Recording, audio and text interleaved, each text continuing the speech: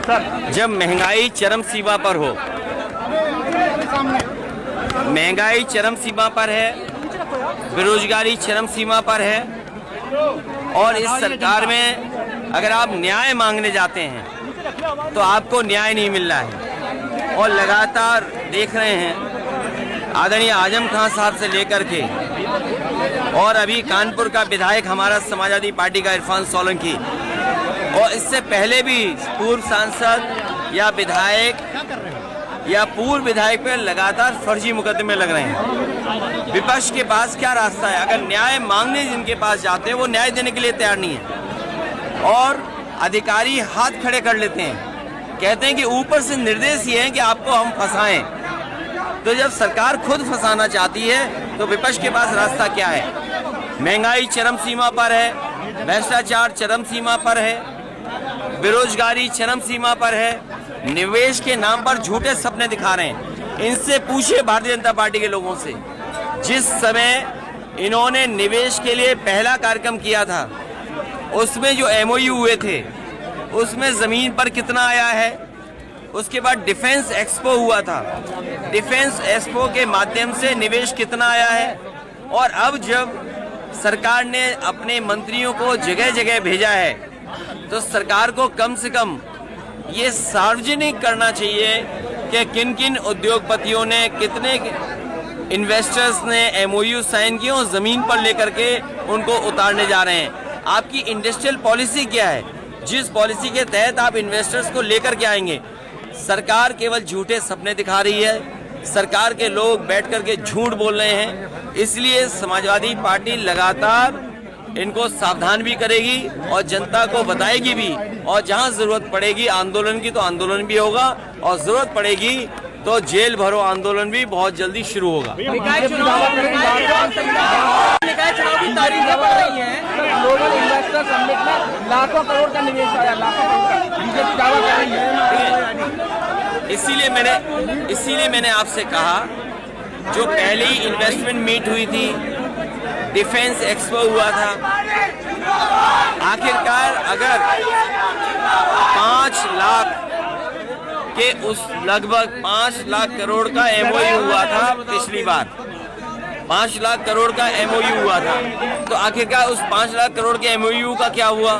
और अभी एक एमओयू हुआ, उसने भारतीय जनता पार्टी के झूठ को साफ कर दिया कि जिस यूनिवर्सिटी से एमओयू किया वो यूनिवर्सिटी नहीं है, स्टूडेंट नहीं है। उस यूनिवर्सिटी से बताओ हजारों करोड़ का एमओयू करके आप आए। पहले भी हमने देखा कि जिन कंपनियों से एमओयू कराया गया उन कंपनियों की कोई हैसियत नहीं थी।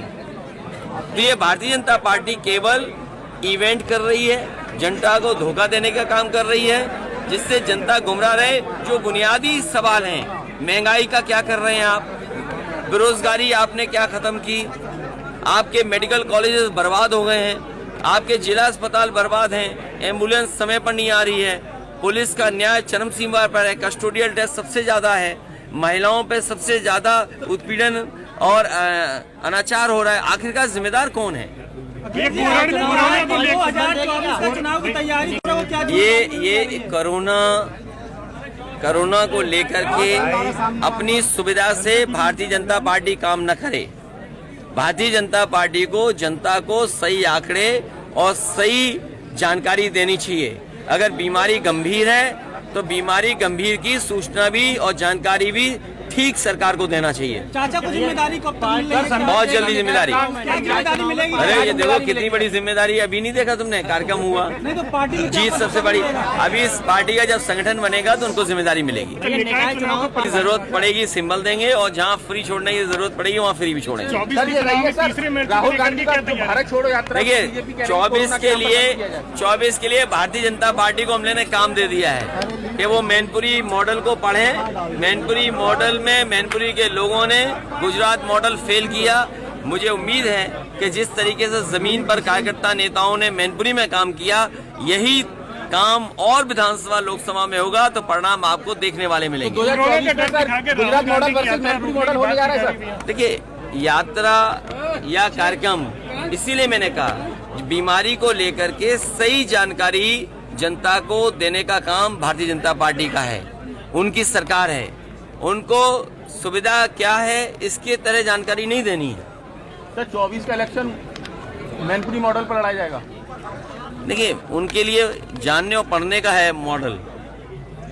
जो मैनपुरी की जनता ने जो समर्थन दिया है, जो कार्यकर्ता नेता घर घर पहुंचे हैं, मैं समझता हूं इसी तरीके से कार्यकर्ता नेता जमीन पर काम करेंगे, क्योंकि भारतीय जनता पार्टी जमीन पर खोखली है। अभी धान की खरीद कोई हुई नहीं, डीएपी है महंगी, खाद का कोई इंतजाम नहीं, कीटनाशक दवाइयां महंगी, आगे की तैयारी कुछ नहीं सरकार की, बेरोजगारी बड़े पैमाने पर है, महंगाई चरम सीमा पर है। तो इसका जवाब नहीं है।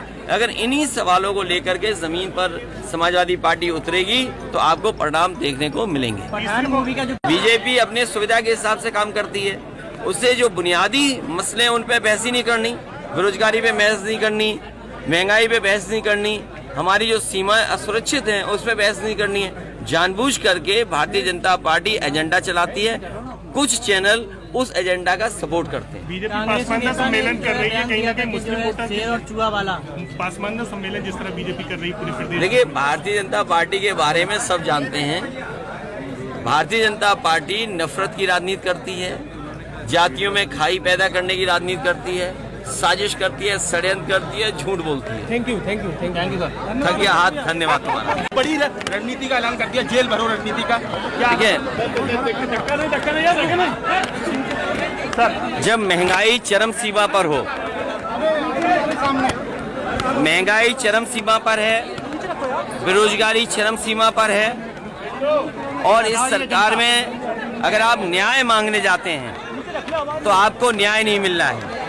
और लगातार देख रहे हैं आदरणीय आजम खान साहब से लेकर के, और अभी कानपुर का विधायक हमारा समाजवादी पार्टी का इरफान सोलंकी, और इससे पहले भी पूर्व सांसद या विधायक या पूर्व विधायक पे लगातार फर्जी मुकदमे लग रहे हैं। विपक्ष के पास क्या रास्ता है? अगर न्याय मांगने जिनके पास जाते हैं वो न्याय देने के लिए तैयार नहीं है, और अधिकारी हाथ खड़े कर लेते हैं, कहते हैं कि ऊपर से निर्देश ये है कि आपको हम फंसाएं। तो जब सरकार खुद फंसाना चाहती है तो विपक्ष के पास रास्ता क्या है?